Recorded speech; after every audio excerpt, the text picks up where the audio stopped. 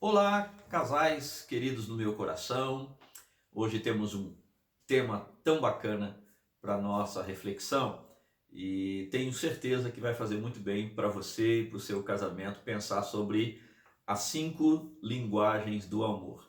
Um livro que hoje já é um clássico, né? Eu gosto muito de recomendar, quase exigir que os casais que eu acompanho, seja nos momentos pré-nupciais ou mesmo durante o casamento, façam essa leitura e eu quero recomendar para você As 5 Linguagens do Amor, Gary Chapman, editora Mundo Cristão. Hoje é muito fácil, você pode entrar aí no site, em 2, 3 dias isso está na sua casa. Se você não tem ainda esse acervo, procure adquiri-lo. Pois bem, Chapman começa dizendo o seguinte, que a felicidade humana está diretamente ligada à capacidade de dar e receber amor. Mas para que todos nós façamos isso, nós precisamos reconhecer que o amor tem as suas particularidades, tem os seus segredos. E a figura de linguagem que ele usa, que é muito interessante, é a de um tanque de combustível que precisa ser abastecido. Você pode ter na sua casa uma Ferrari linda, maravilhosa, mas se ela não tiver combustível para andar, ela vai ser também inerte e nesse sentido não vai cumprir o objetivo dela, que ser usada para deslocamento. Pois bem, um relacionamento em todos os seus âmbitos, ele também, para se mover, para cumprir o seu propósito, ele precisa de combustível, e nós estamos aqui falando então de combustível afetivo. Chapman vai além e ele usa uma outra linguagem comparando este combustível com linguagens de afeto.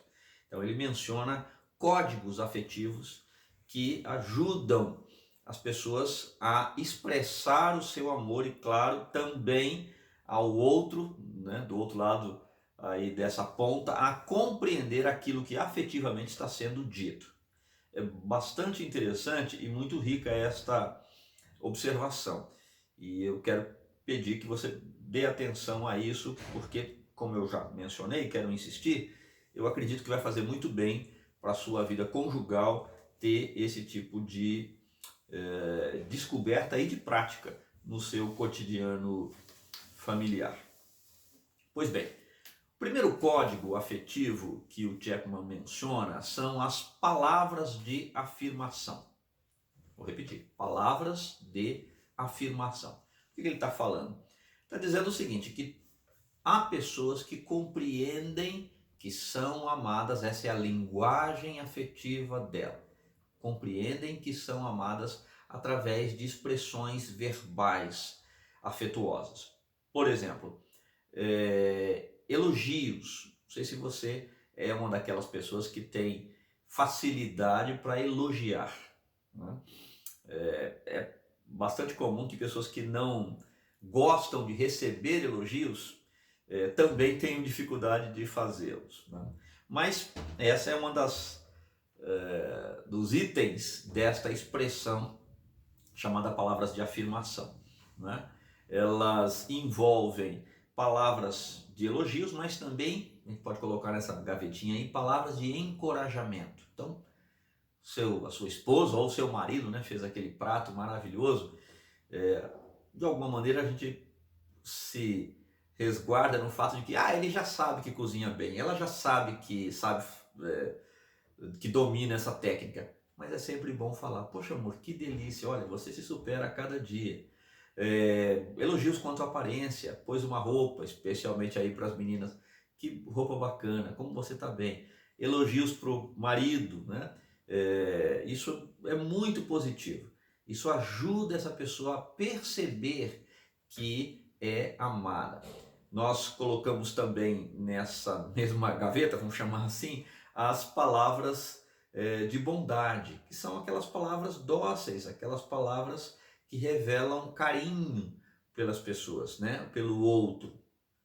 E também palavras humildes. Às vezes, você está num cenário de discussão.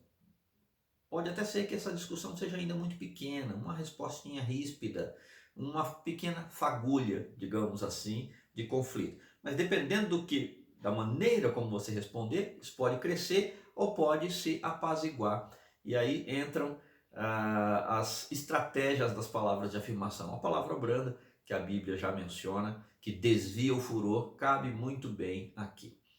E é importante nós mencionarmos que nessas palavras humildes estão inseridas as questões que envolvem o perdão, ou seja, já aconteceu o conflito. As coisas já aconteceram. Às vezes nem foi exatamente um conflito, mas foi uma falha que o outro cometeu, um erro, né, que trouxe prejuízo para a família, por exemplo. Então, essas palavras de afirmação se encaixam muito bem aí com expressões de perdão e de encorajamento. Olha, eu sei que aconteceu esse problema, mas nós vamos superar isso juntos. Você tentou fazer o seu melhor, vamos em frente, eu estou com você. Gente, isso é um bálsamo na alma de, claro, podemos dizer, de todo mundo, mas para aquelas pessoas que têm esta linguagem, que são as expressões verbais, as palavras de afirmação, como sendo a sua primeira linguagem, isso tem um peso bastante grande. O contraponto disso é que essa pessoa que tem essa linguagem de palavras de afirmação, ela se machuca muito, ela se dói muito com críticas que são feitas, conscientes ou não, percebidas ou não, mas as críticas caem no coração dela com um peso bastante grande. Um segundo código afetivo, uma segunda linguagem de amor que o Chapman nos mostra, ou nos menciona, é o tempo de qualidade. Eu tenho ouvido tantos casais dizer isso, olha, faz muita diferença para mim quando meu marido, quando a minha esposa separam um tempo para estarmos juntos, né? A ideia aqui é exatamente essa, estar juntos, né? E o que envolve, por exemplo, conversas de qualidade. Veja, especialmente no ambiente conjugal, você deve concordar comigo agora, né? Imagino, nós somos muitas vezes levados a ter diálogos meramente funcionais, né? E hoje o WhatsApp até aumenta esse crime, né? Ó, não esquece de passar no supermercado e trazer, não sei o que, olha, tem tal coisa para fazer. Você lembrou de pagar aquela conta? E assim a gente vai conversando sobre a gerência da casa. Isso é importante, precisamos gerenciar bem o nosso lar. Mas isso às vezes, essa rotina, com todas essas demandas funcionais, nos impedem de descer um pouco mais esta sonda afetiva, digamos assim, e falarmos de coisas mais amenas, falarmos de coisas que têm a ver com um e com o outro, conversas de qualidade. Isso tudo está nesse pacote desse tempo significativo, ou como o Chapman menciona, desse tempo de qualidade. Então, eu já ouvi casais dizendo o seguinte, eu fico com ele ou com ela, mas ele não fala nada, ela não fala nada. Veja, eu gosto sempre de fazer uma perguntinha que o Chapman traz. Ele diz o seguinte, você sabe ouvir? Porque às vezes o outro não está falando tanto porque em outras ocasiões já fez algumas tentativas ou muitas tentativas e o feedback não era positivo, outra pessoa estava lá fazendo outra coisa, não dava atenção. E aquele então diz, não vou nem falar porque ele não presta atenção, ela não presta atenção. Você sabe ouvir? Se não sabe, esse é um bom momento para estabelecer esse objetivo no coração. Eu quero aprender a ouvir. Como é que a gente ouve alguém? Olhando para essa pessoa, dando atenção para ela, não é? Às vezes os mais dispersivos ou mais ansiosos, né, estão ali conversando, mas estão fazendo outra coisa, estão no celular, estão desenhando. Se esse é o seu caso, faça um esforço para aprender a ouvir com interesse aquilo que está sendo dito. E também aprenda a falar, né? Falar de si. Normalmente um casal, quando vai conversar, as meninas dão mais atenção aos relacionamentos, às questões que provocam sensações.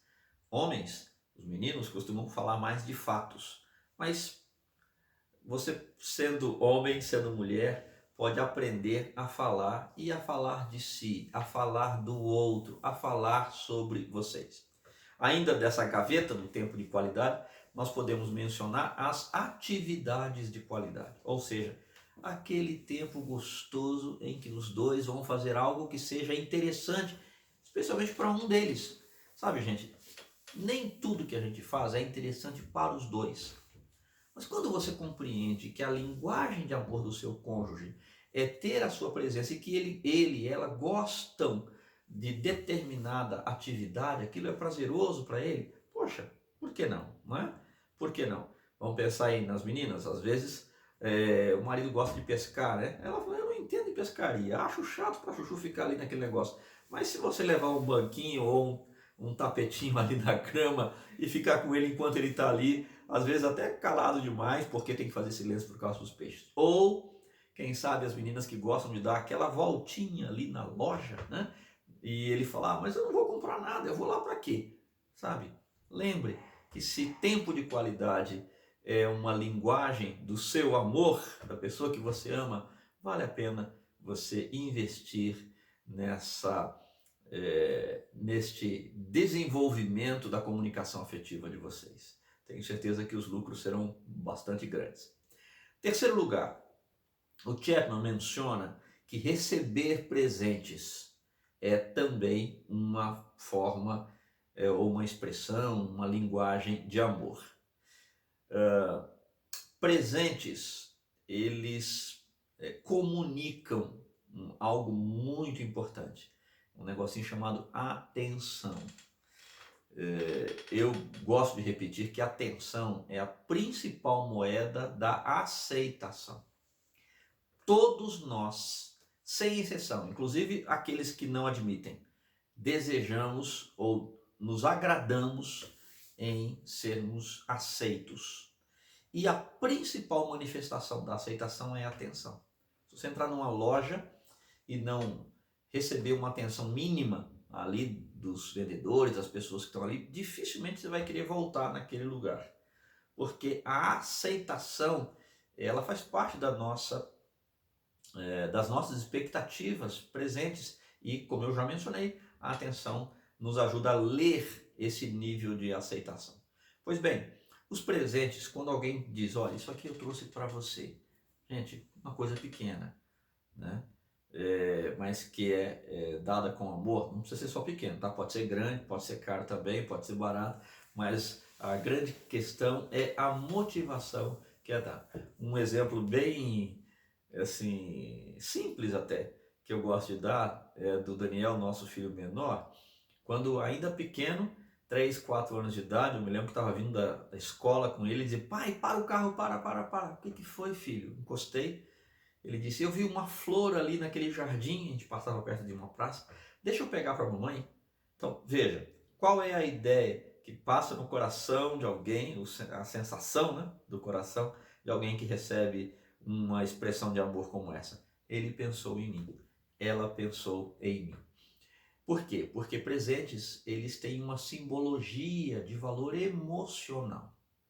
Agora, o Chapman menciona que também nós podemos e devemos presentear o outro com a nossa presença.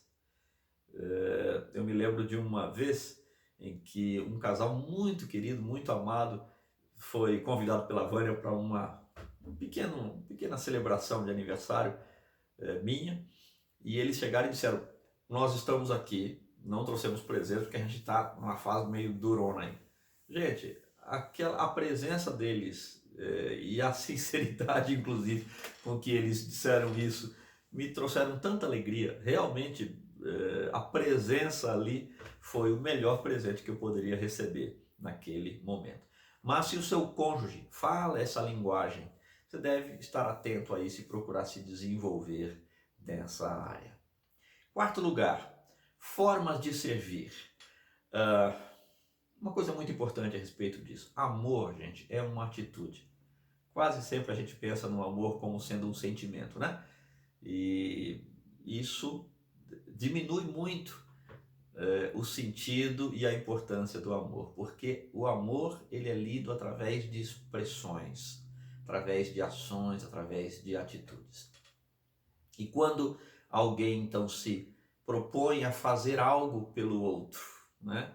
E dedicar ao outro parte do seu trabalho, do seu tempo para fazer algo, por outra pessoa, esta é uma expressão de amor muito interessante. Eu me lembro, uma ocasião, Vânia e eu estávamos numa cidade, a Vânia tinha naquela ocasião ido para trabalhar, eu fui de acompanhante de luxo, e lá em Fortaleza tínhamos um casal de amigos, né?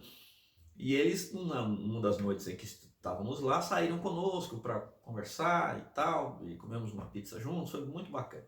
E ao final, eu disse, poxa vida, gente, demos tanto trabalho para vocês hoje, muito obrigado. A esposa, né, daquele casal, muito sinceramente disse uma coisa que me marcou e eu não esqueci mais. Ela disse o seguinte, amigos dão trabalho, você escolhe tê-los ou não. Né? E é bem isso mesmo. Exercer, né, ter um trabalho que vai consumir de você, né, o seu tempo, o seu esforço, isso vai certamente impactar o coração do outro, dizendo, olha, essa pessoa realmente me ama com isso que ela fez. Quinto lugar, toque físico.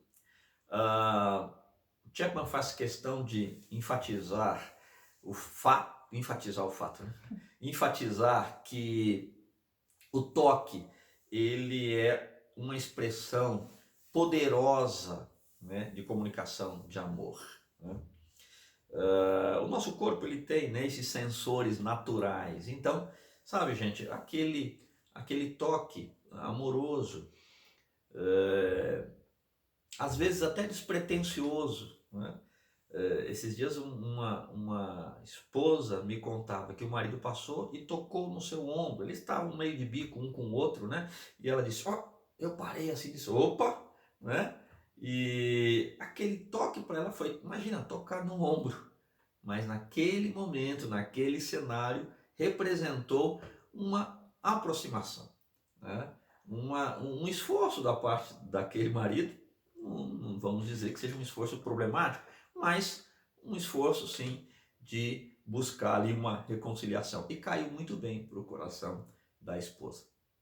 Então, nós podemos dizer, toques despretensiosos, você está lá assistindo TV, assistindo um filme, assistindo qualquer coisa, né, na televisão, e aí está lá um no celular, o outro com o controle remoto na mão, e os dois estão ali e distantes um do outro.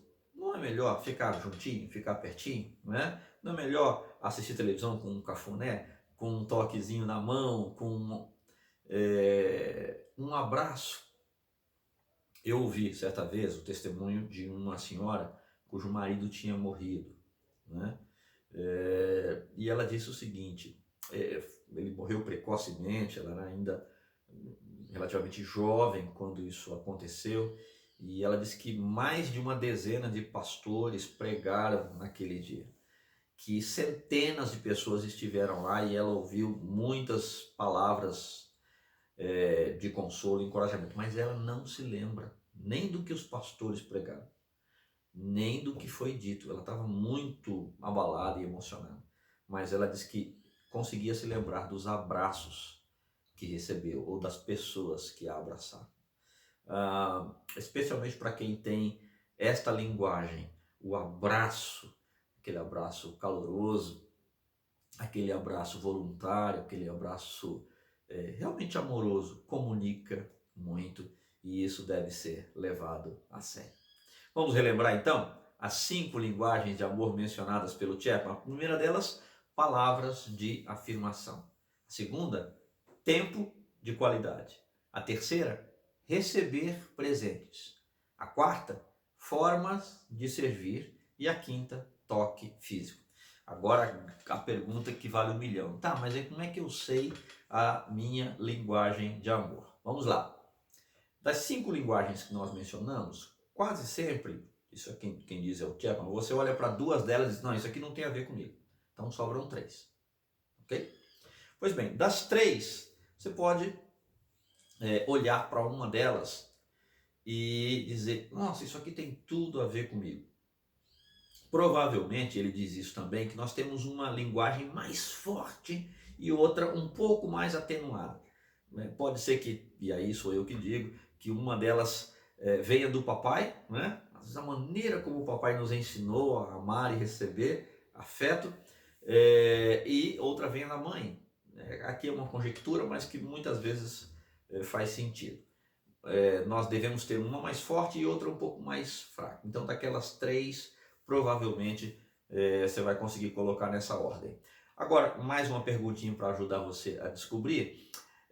Quais são as atitudes que o seu cônjuge tem em relação a você que lhe agradam, que caem muito bem no coração? Pegue um papel, uma caneta e vamos conversar, quer dizer, vocês, né? Em casa, onde estiverem vendo o vídeo, conversem a respeito e tentem responder essas perguntas. Primeiro, façam sozinho, tá? Cada um pegando o seu papel e respondendo de maneira individual. E depois podem conversar a respeito. Agora, uma coisa muito importante, e com isso eu quero encerrar. A descoberta de 5 linguagens de amor faz mais sentido na nossa vida quando nós somos capazes de usá-la em favor da pessoa para quem nós queremos expressar o nosso amor. Ou seja, quais são as linguagens de amor do meu cônjuge?